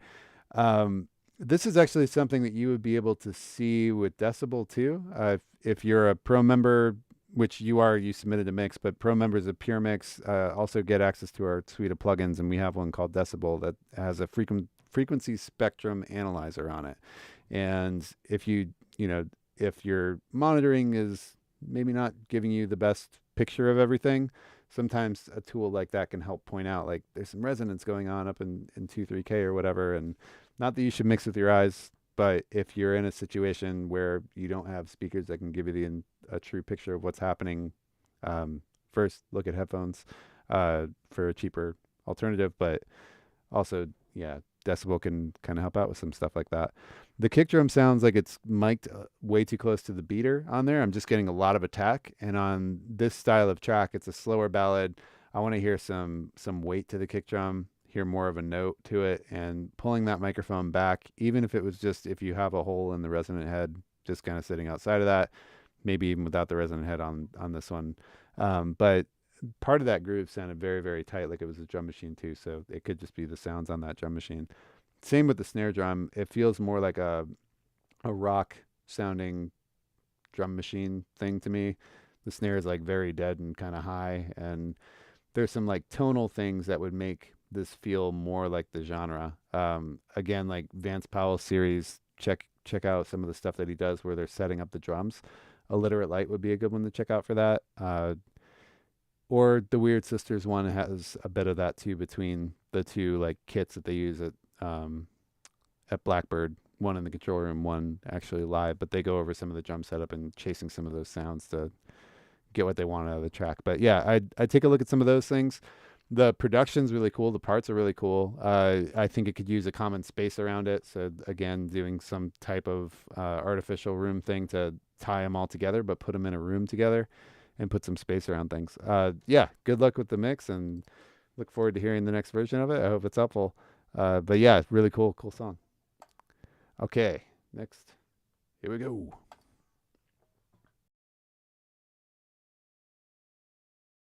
Okay, this track is called Falling from E-Rock the Great One. Here we go.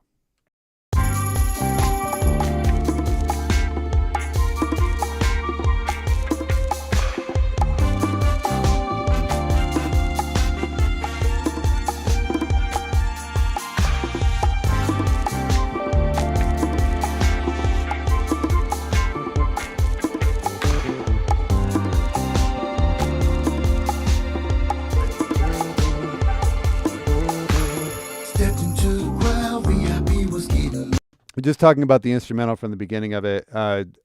Again, like another thing is the kick drum length feels a little bit long, like the note value is too long of it.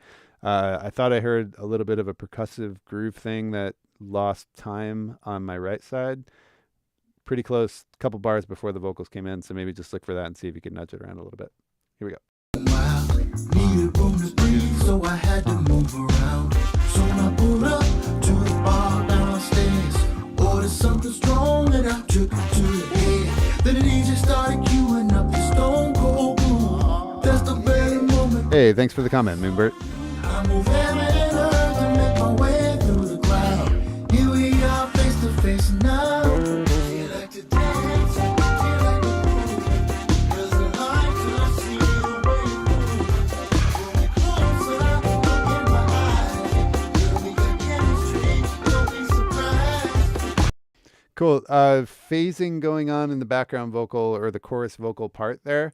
And I think your idea is right. Let's get that wide and wrapped around and feeling really cool. But I think accomplishing that with like doubles and triples and panning those would probably get you there a little bit better. Also, one great way to do this like, you can do it with multiple plugins. The H3000, one that I like a lot for it is Microshift. That does a really good job of widening vocals with that effect without getting too phase around rappy. This feels like it's out of phase to me more so than using something like the Microshift does. But you have to be careful with the Microshift too. You can definitely cause that effect if you're doing too much of it. So yeah, first up, I would say if you can add, some more doubles and vocals. I think I might have heard a double, but that would help get rid of that and make it feel more present and more definition on it. Let's keep going. Here we go.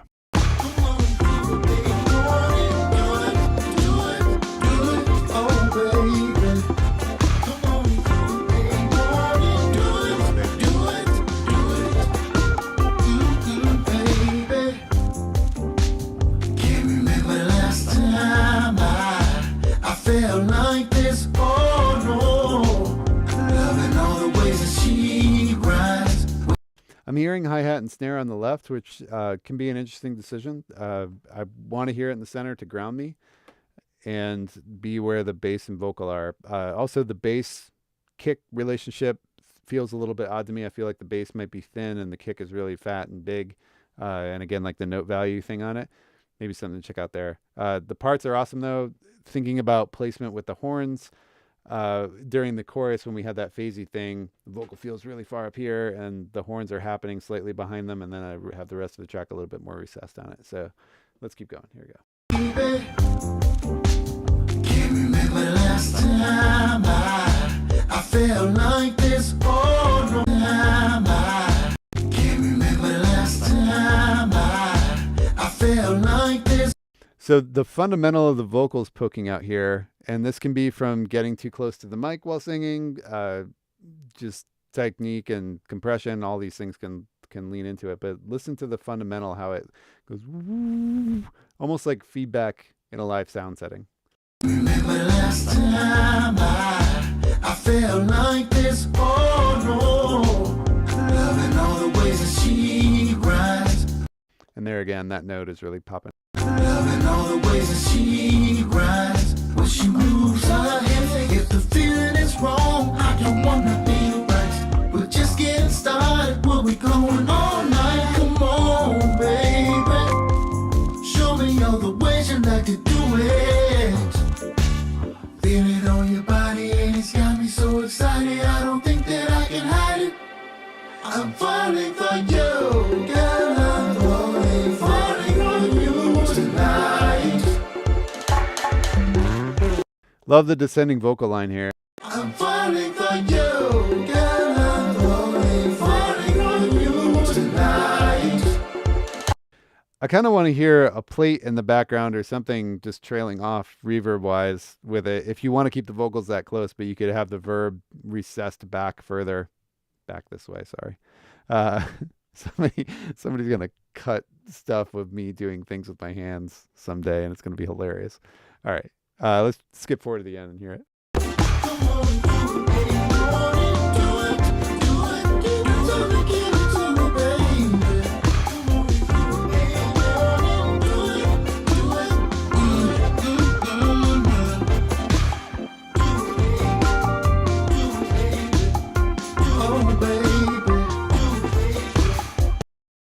Cool. Yeah. So overall, I feel like those vocals are just carved out too much on the sides and phasey. The low end could be tightened up a little bit overall.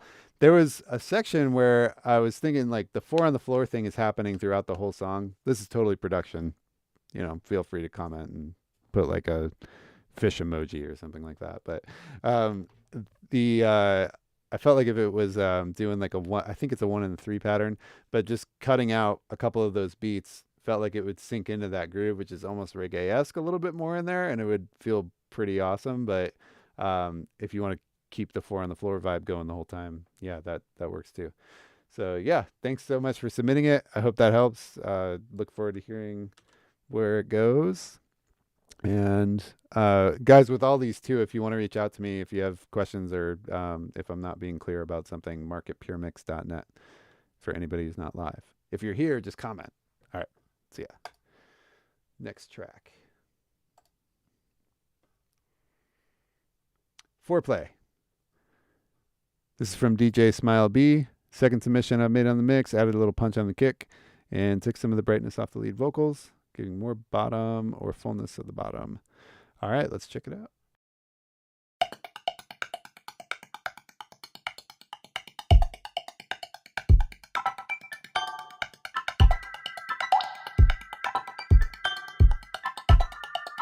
Karen had a good point. Sorry to interrupt. Karen in the chat has a good point. That last track had a really cool Peter Gabriel feeling vibe. You should chase that. That's you nailed it, Karen. Awesome. Here we go. Waited long for this day, been waiting. Now I got you where I want, lady. Stay right there. And it's time for us to see. Let me light the fire, let the earth set you free. Don't you move, don't you swerve. No, baby, hush, don't say a word. Listen to your body say. here, baby. I've been waiting for the day I can hear your body say, bring it here, baby. Hurry up and get to foreplay. We've been This is a PG show.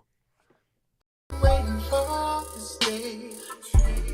Now I hear your body say, feels so good, baby. Hurry up and get to foreplay. Now it's time to begin on the journey where we never been. With no hands, I'll surprise. This tongue alone gon' make you. Cool. There's a lot of really cool things happening inside of this, specifically because I keep talking about depth, because one of my obsessions. But you have some things that are like sitting back a bit, that are in great spaces. So like, again, I think of things left, right, front, back, all the time, and that's level and depth and reverb and all that stuff. But there's a vocal specifically to my right, and there's a percussion part too that's like sitting in a really, really cool space. Great job on that. I feel like the bottom of the kick, Make your tension rise. Don't you worry, just be free. Expect explosion, expectation. it might be getting a little bit big. I like the size of it, I want to say, or the length of it. But there also might be a little bit of a resonance down there that's causing it to have almost like a second kind of thing. Sorry for my terrible sound effects, but check out the bottom of it a little bit more. And I think I'm missing a bass instrument throughout, but it's a production choice and all that too. Vocals. So the vocals feel like they're recorded on not the best of microphones to me. They feel thin. They're missing low end presence. They're bitey and bright. So almost reminds me of like the computer microphones that you would get with your computer in like the 90s. But doesn't have like a full range feel to me.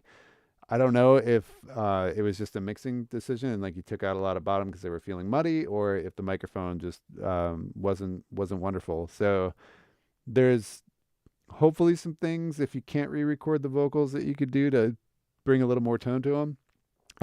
That said, like, just to talk about pitch for a minute, I think that there's some pitch things that are, need to be addressed with the song to, make it more presentable for people when they go listen to it without feeling like there's a lot of pitch stuff going on.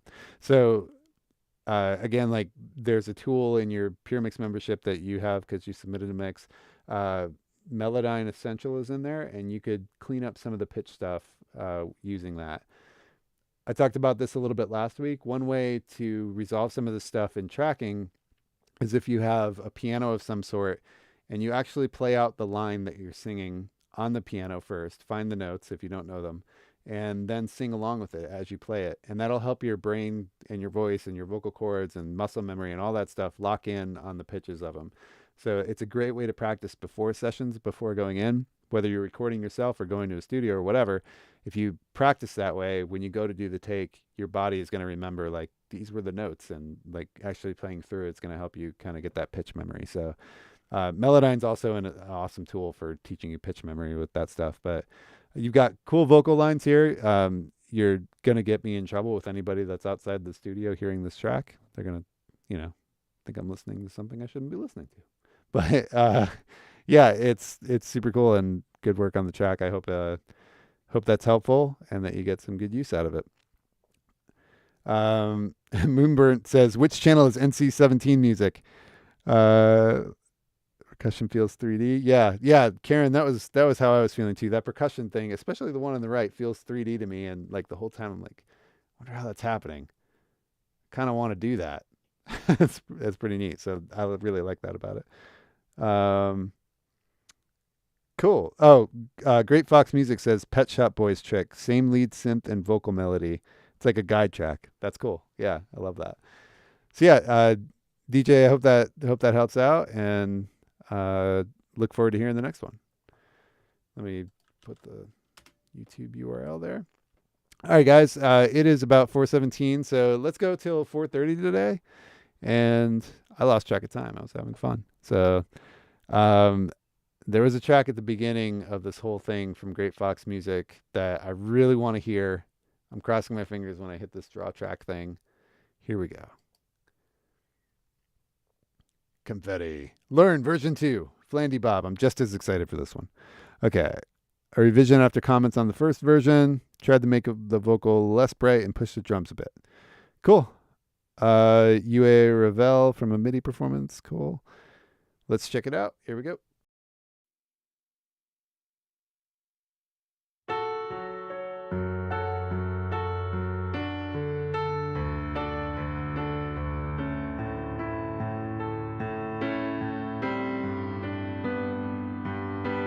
Waiting for a change to come, but never really happens. It's over.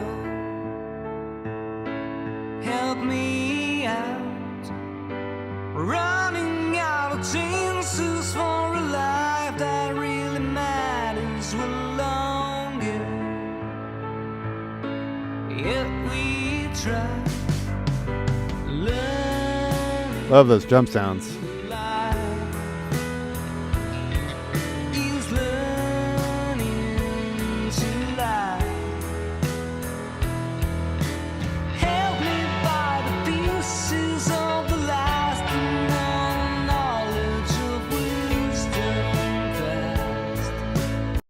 Okay, quick comment while I'm going in. So going from the beginning, actually, the piano sound is really cool. I like the sound of the instrument, except that it feels a little bit overly mid-rangey and wide. So I don't know if there's widening happening. Whole mix potentially with the. I'll listen with everybody in there again, but I might have had that thought for when everybody came in. So it feels a little bit phasey, too wide. Those tricks are great for getting things outside of the speakers at the right time in the right amount. But it's really easy to overdo it and overcook it with those things. I don't need to hear everything outside of my speakers. And sometimes I want to hear things like very, very mono or like just slightly off. You can make things wider by using more mono elements in your mix too. If you train the listener on what the center is, when you show them wide, it's going to feel wide without the use of spatial effects. Not that you can't use them, but the whole thing about like close, far, mono, wide, narrow, wide, whatever, bright, dark, all of those things are contextual and based off of other things. So either your memory of how your speakers sound, or if you're listening to the song for the first time on a system that you've never heard in a room you've never been in, you're told how bright the track is by the darkest one versus the brightest one, or if it's painful, I guess, if it's an extreme, but same thing with wide and narrow. So I would question whether or not the piano needs to be that wide at all. I know you're trying to fill the image up, but it might be something to just play with and see if it lives better, not as wide. The drum sounds that came in, I love. Those are super cool. I'm going to pick up from there again. Here we go.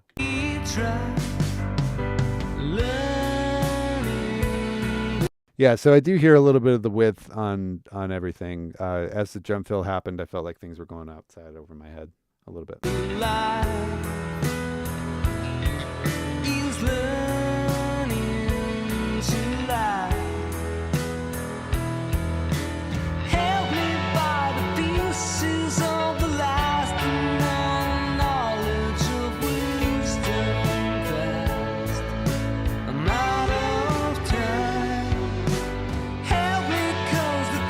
So one thing that's happening for me is I'm confused as a listener about who I'm supposed to listen to through some of this. I was told by the song that I'm supposed to be focused on the piano from the beginning of it.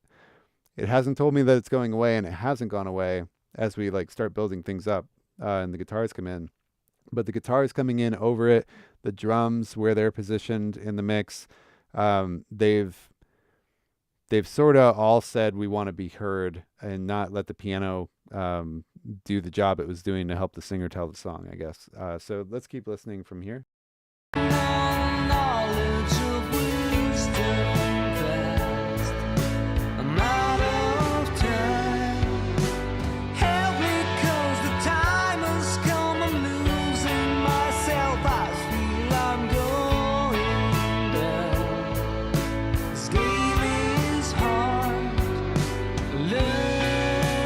So the hat feels a little bit bright to me on top. It's just poking out higher than the vocal and more forward to me.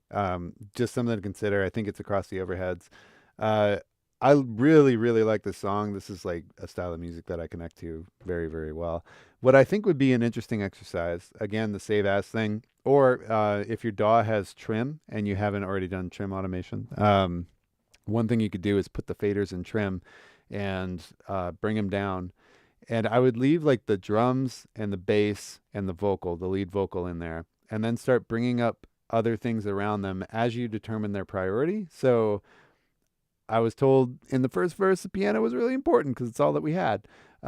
Maybe it's not in the second verse. That's up to you and the producer to decide. But I would start bringing things in underneath the vocal and see if you can find a balance of that where they don't all need to be heard, but we understand where the foundation's coming from. The rest of it is sprinkling that's supporting the vocal line and the melody and the rhythm of all of it and all that. And really, again, just focusing us in the story, the lyric, the vocal in this style of music, to me, is the most important thing. Everybody else is there to support it. So shine a spotlight on the singer and have everybody sit back around him and just support. So let's skip forward here. I dug the strings coming in too, but it was another element that pulled me. I was confused. I don't know where to listen to. My ears are just wondering, like, where do I go for it? But the decisions are all awesome. You just have to decide where should everybody be. So think front to back, balance, all that. Skipping forward here.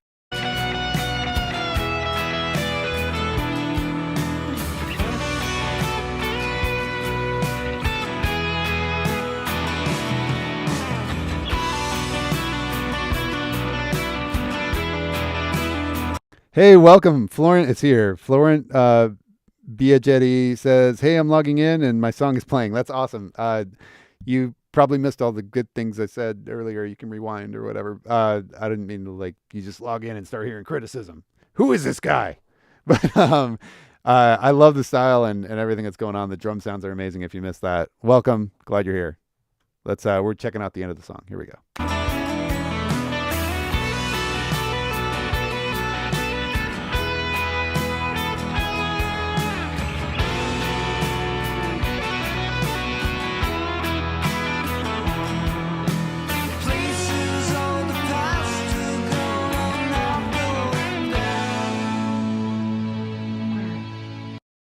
Cool. Yeah. Maybe a little bit much on the bus compression overall through this section. I feel like the guitar is like being grabbed by something overall too, because the space feels like it's moving a little bit. The tom fill coming out of the song here. Check this out.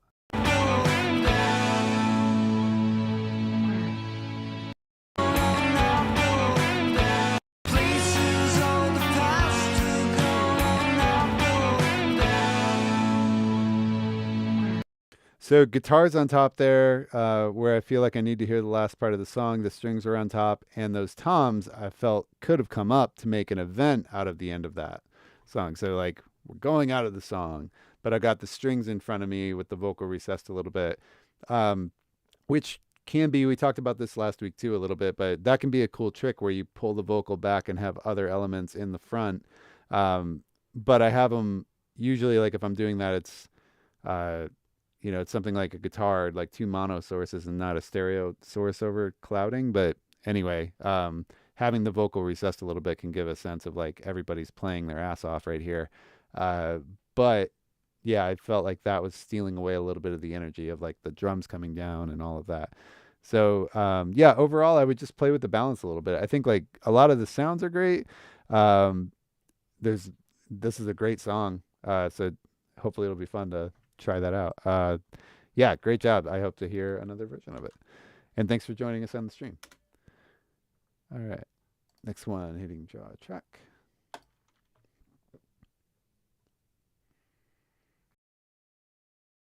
We already saw this one. And it is 4:27. So I'm going to make an executive decision on something. When we logged in, I saw a track I really wanted to hear from Great Fox. Great Fox has been on PureMix live streams before. Fab does a series called Pro Member Mix Fix, where subscribers send in their tracks and then Fab pulls them up and mixes them live. we did a Great Fox show or song on one of those, and it was amazing. It's called Automatic Fox. Super cool song. But I want to hear this other track that he's got going on. So it says, here's one of my typical crazy rap tracks with fake guitar synths and a lot of F-bombs. Don't listen if you're sensitive. There's no censored version. He didn't even give us the option of a censored version. What a guy. If you are offended by F-bombs, then if this is goodbye for us, thank you so much for watching. And I hope to see you next week, 2:30 p.m. Eastern. Let's check this one out for the end of our session here. Here we go. Driving around, seeing all these big ass trucks. You think you're such badasses. Look at you. Let me tell you what I really This is going to be amazing. I already know. Y'all ain't shit. Well, I've never seen so many fucking snowflakes in my life. All these redneck larpers with the big Bowie knives, the big tack vests, and the thick magazines. Never seen so many quiverful homeschool queens. It's a lack of the sack, and that's a fucking fact. It's a race to see who's got the biggest gun rack. It's a weakness of the mind, and there's no fucking cure, cause they can't go outside without feeling insecure. Fuck you, fucking Trumper trucks. Fuck you, fucking Trumper trucks. Fuck you, You're going to get me in so much trouble, Fox. in the sandbox is all that I see. Fuck you, Skip right back to the F-bomb part. fuck you. All right, cool. Got the gist of that one. I'm going to like either get up and start dancing or get in a lot of trouble for this. What I heard of it, holy shit, I'm coming back to listen to this later. But yeah, the vocal is jumping out a little bit here and there. I'll come back and put comments on this. I probably can't play any more of that without getting in trouble. So thank you for submitting, Great Fox. That's awesome. Okay, everybody, that was super fun. Martin Growl has the like monkey emoji with his hands over his eye. We got a bomb from Felix in the comments. This is amazing. Cool. I was going to say, let's just listen to the very end of it, but I have a feeling I know what the lyric's going to be. So I probably can't do it right now. We'll come back. We'll come back to this at another time if I get permission. Thank you guys so much for watching. It's been a blast. I hope that the feedback's been useful. Please let us know in the comments of the video if you guys want to see the format change at all, if you want to see full songs, if you want me to talk less, play more music, whatever it is. Please let us know in the comments what you guys want to see. We're going to do this every Monday at 2:30 p.m. Eastern. And as always, please hit all the button things and, you know, smash. This is me doing my YouTube face and saying smash the button, smash the like button, do the subscribe thing, all that. It helps us out greatly. More than, you know, it seems. Those are the things that help us keep doing shows and all that. So please hit all the buttons if you haven't already. Thank you guys so much for watching and hanging out with us the whole time. We'll see you next week. Bye.